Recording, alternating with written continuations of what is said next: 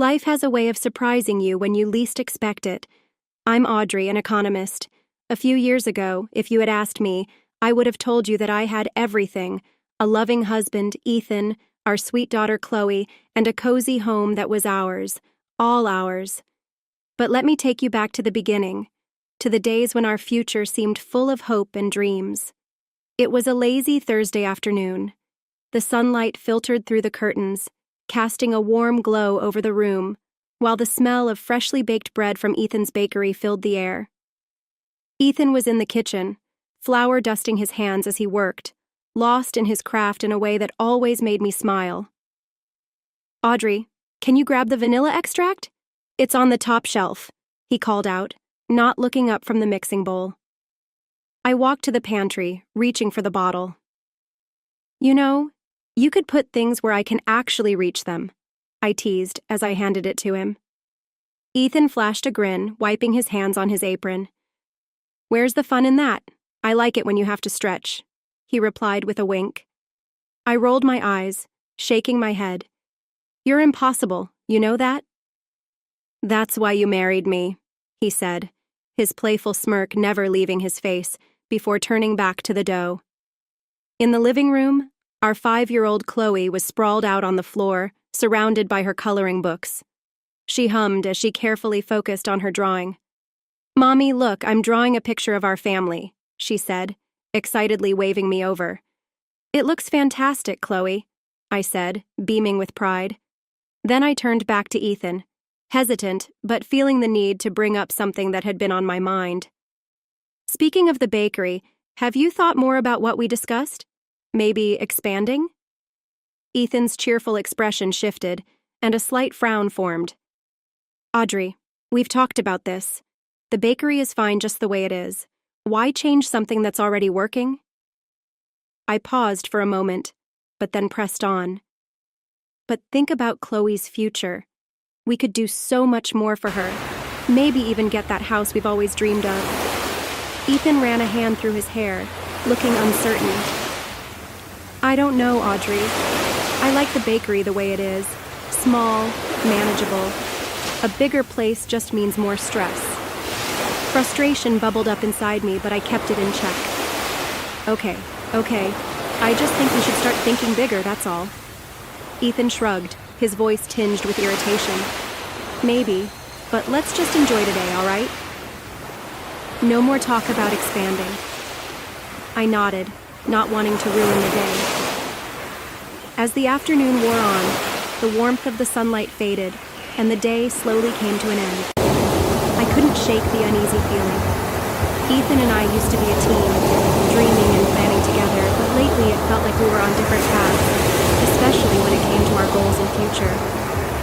As weeks turned into months, the fun and light conversations we used to share began to lose their spark.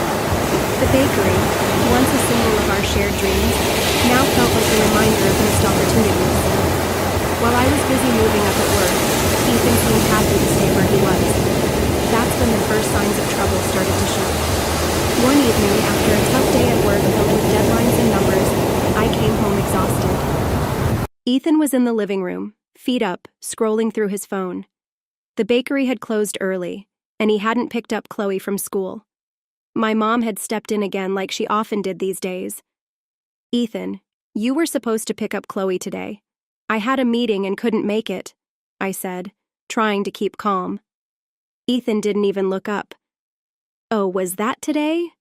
"I forgot," he said casually. "Forgot, Ethan?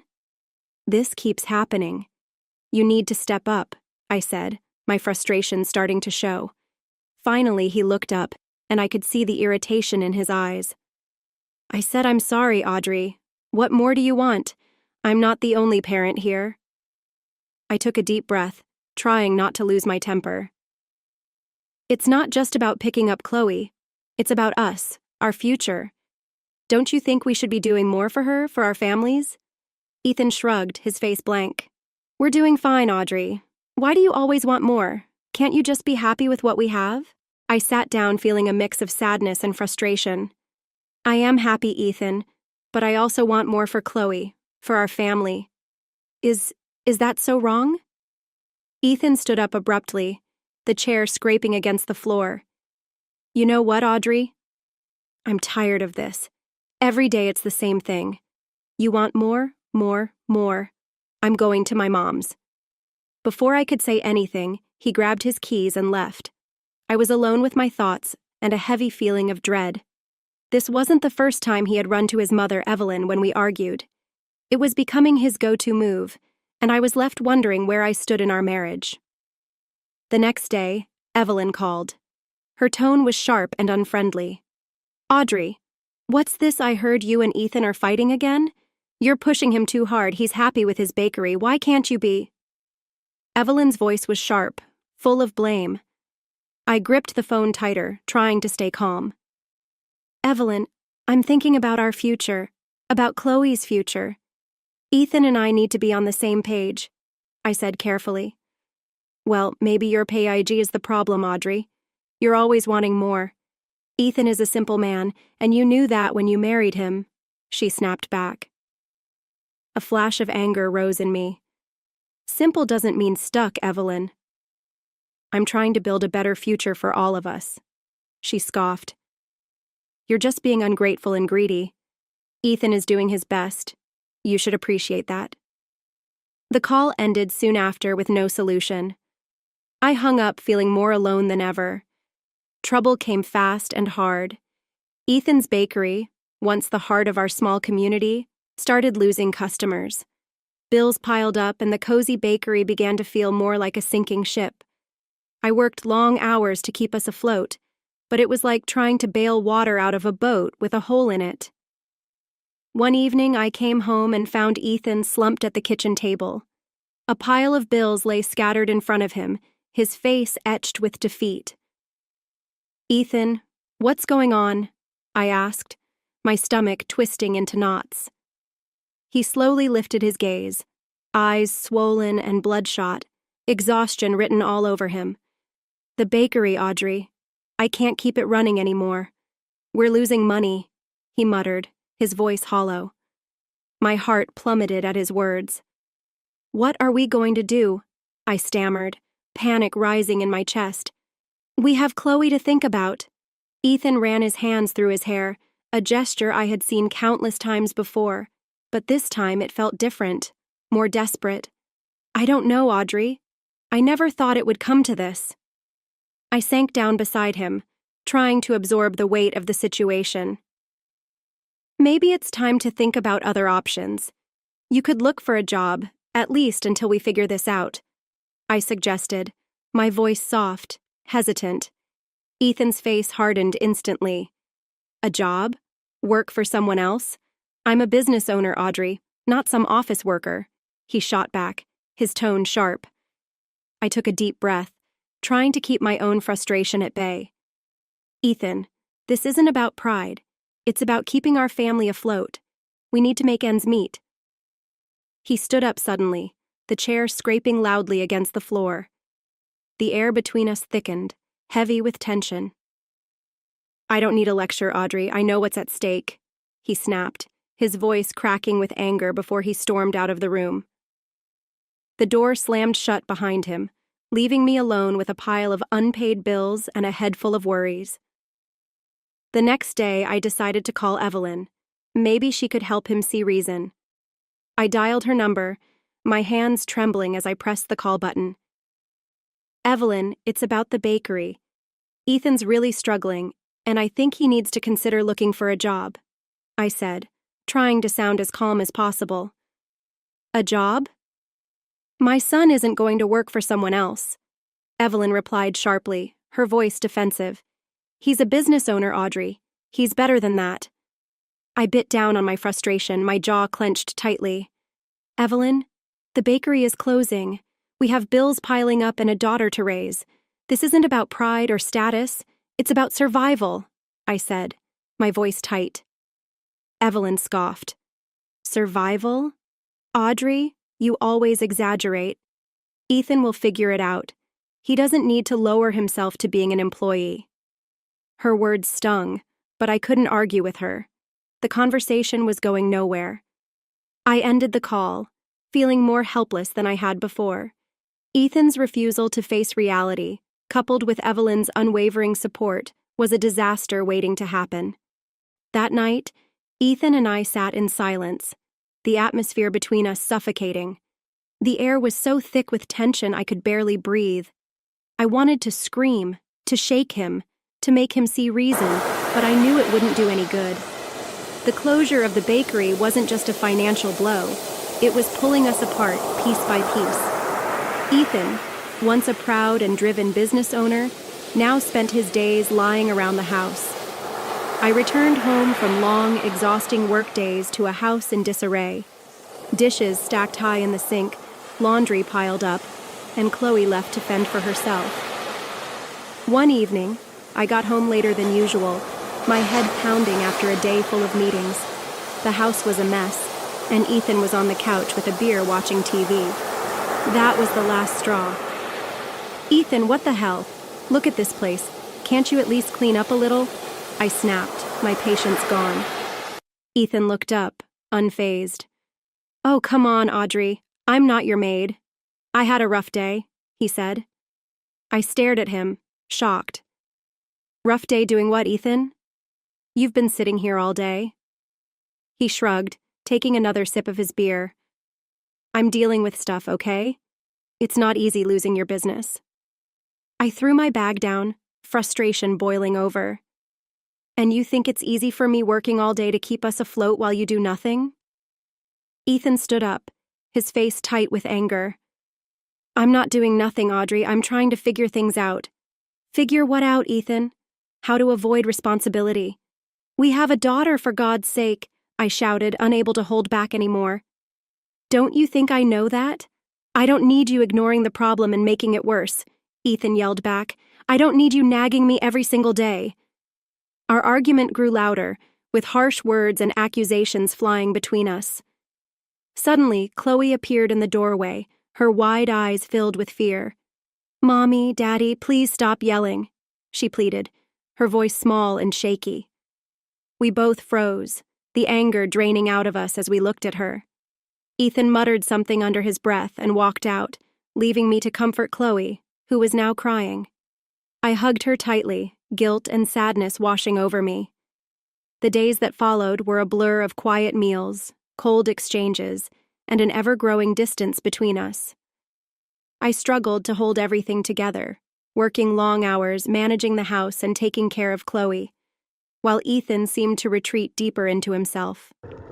The tension in our home hung over us like a heavy cloud, an unwelcome presence that wouldn't leave.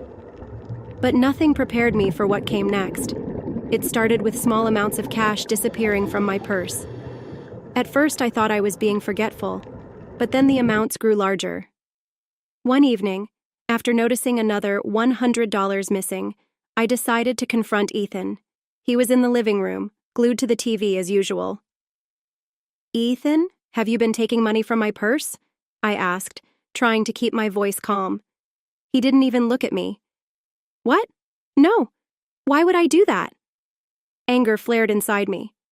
"Because it's missing, Ethan, and I know I didn't spend it."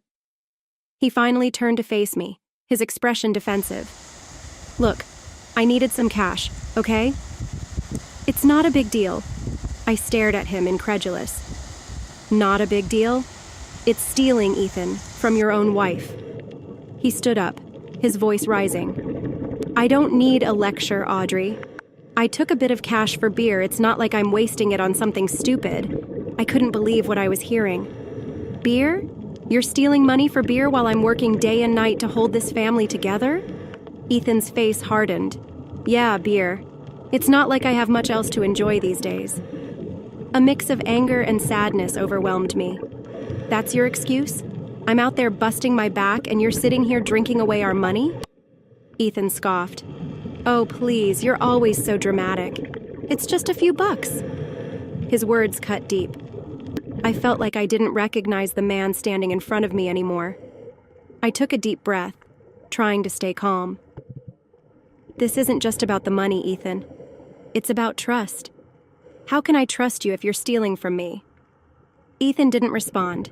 He just turned back to the TV, shutting down the conversation. The next day, I made a decision and called Evelyn to talk about the situation. It's about Ethan, I began, trying to keep my emotions steady. He's been taking money from my purse for beer. Evelyn laughed, the sound sharp and dismissive. Oh, Audrey, you're making a big deal out of nothing. He's just going through a tough time. I couldn't believe her reaction. Evelyn, he's stealing from me. How can you just brush that off? He's your husband, Audrey. What's yours is his, she said, her tone matter of fact. Besides, it's just a bit of cash. Anger bubbled up inside me. It's not about the amount, Evelyn. He's not contributing anything, and now he's taking what little we have left. Evelyn wouldn't budge. I don't see the problem. He needs to unwind. You're being too hard on him. I hung up, realizing it was pointless. Evelyn was never going to understand or support me. One morning, I woke up to find Ethan's side of the bed empty. That wasn't unusual anymore, but as the day stretched on with no word from him, I started to worry. I called his phone repeatedly, but it went straight to voicemail. Days passed, and finally, after a full week of silence, I heard the front door open. Ethan walked in, looking different. There was a strange confidence about him, and he wasn't alone. His mother, Evelyn, strutted in behind him wearing a smug expression. Ethan, where the hell have you been? I've been worried sick, I exclaimed, feeling a mix of relief and anger. Ethan smirked. Oh, Audrey, always so dramatic. I have news. I frowned, confused. News? What news? He pulled out a lottery ticket and waved it in front of me. This, my dear Audrey, is our ticket out. I won $30 million. My heart skipped a beat. What? How? Evelyn chimed in, her tone dripping with smugness. He bought the lottery ticket with your credit card. Looks like it was a smart investment after all. I stood there, frozen, my mind reeling. My credit card? You used my credit card without asking? My voice trembled as the words left my mouth. Ethan's smirk widened as if he had just pulled off some grand victory. Well, I needed a little something to lift my spirits after all the nagging. And look, it worked, he said, his tone dripping with self-satisfaction. The full weight of his actions hit me like a freight train. He had taken my credit card, bought a lottery ticket, and won. I couldn't wrap my mind around it. But Ethan, that's our money. We won, I stammered, still trying to process the absurdity of it all. Ethan's face darkened, his expression turning colder by the second. No, Audrey. I won. And with this money, I'm starting a new life. Without you. It was as if the ground had slipped out from under me, and I was falling, weightless. What are you saying? I asked, my voice barely a whisper, filled with disbelief. He didn't flinch. His words were cold, final. I'm leaving you, Audrey. I'm done with this life, done with you. I want a fresh start, and now I can afford it. Evelyn's laugh cut through the silence, sharp and cruel. Oh, Audrey, you really thought you had it all figured out, didn't you? You never saw it coming. But my son, he's a winner. And you? Well, you're left with nothing. Ethan grabbed a suitcase, already packed, and zipped it shut with a deliberate motion. I'm moving in with Mom. You can keep the house and whatever else you want. I don't need any of it anymore. As Ethan walked out the door, leaving me standing there in a state of shock and heartbreak, something inside me snapped. I couldn't just let him get away with this. I had to do something. The first call I made was to a lawyer. Mr. Thompson, I said, my voice trembling. My husband used my credit card to buy a lottery ticket. Now he's leaving me and taking everything. Mr. Thompson, ever the professional, listened intently, his voice steady and calm. All right, Audrey, let's meet tomorrow. Bring any documents you have, and we'll take it from there. The next day, I was sitting in his office, clutching the bank statements and credit card transaction records. Mr. Thompson went over the papers carefully, his eyes scanning each detail. Based on this, we have a solid case, he said confidently, looking up at me. The ticket was purchased with your money. That gives you a rightful claim to the winnings. A spark of hope flickered inside me, but I held it in check. So, what's the next step? We'll file for a court injunction to freeze the winnings until this is resolved, he explained. Then we'll prepare for a court battle. The court date arrived faster than I had anticipated. Ethan and Evelyn were already seated, their smug expressions as if they had already won. My heart pounded in my chest as I walked into the courtroom, my resolve strengthening with every step. I was ready to fight for what was rightfully mine. Taking my seat beside Mr. Thompson, I straightened my back and focused on the task at hand. The judge, a stern-looking woman, called the court to order. Mr. Thompson began presenting our case, laying out clear and simple arguments. He focused on the credit card transaction and my role as the main financial support for our family. Ethan's lawyer argued that the lottery ticket should be considered separate from our marital assets, but Mr. Thompson countered every point, showing how our finances were shared and highlighting that Ethan had contributed little to the household. Then it was Ethan's turn to take the stand. His lawyer asked, "Mr. Olivier, did you use your wife's credit card to purchase the lottery ticket?" Ethan replied, a hint of arrogance in his voice. "Yes, but it was just luck. It had nothing to do with her." The lawyer continued, "And what were your intentions with the winnings?" Ethan glanced at me before answering, "To start a new life." I was tired of being underappreciated and belittled. I felt a surge of anger but kept quiet. When it was my turn to testify, Mr. Thompson asked, "Mrs. Olivier, can you tell the court about your financial contributions to your household?" I took a deep breath. "I've been the main provider for the past few years. I've paid the bills, taken care of our daughter, and even supported Ethan's mother financially." The judge listened carefully, taking notes as I spoke. After both sides finished their arguments, the judge called for a recess before making her decision. The wait was nerve-wracking. When the judge called us back into the courtroom, she wasted no time before delivering her verdict. "Considering the evidence and circumstances, I rule that the lottery winnings are a joint marital asset. Mrs. Olivier is entitled to 3/4 of the winnings, while Mr. Olivier receives 1/4 inch." Ethan's face remained frozen in shock, his eyes wide with disbelief. Beside him, Evelyn's smug expression evaporated, replaced by a flicker of frustration. I let out a breath I hadn't realized I'd been holding, the tension leaving my body. This wasn't just a legal victory. It was justice, a vindication of everything I had endured. In the days following the courtroom drama, life began to shift in unexpected ways.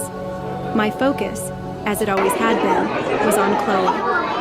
I channeled every ounce of energy into securing a stable future for us. I invested the winnings carefully, making sure that we would never again face financial uncertainty. Meanwhile, I heard whispers from mutual acquaintances. Ethan and Evelyn, with their portion of the winnings, had spent recklessly. Lavish vacations, expensive clothes, a false sense of security.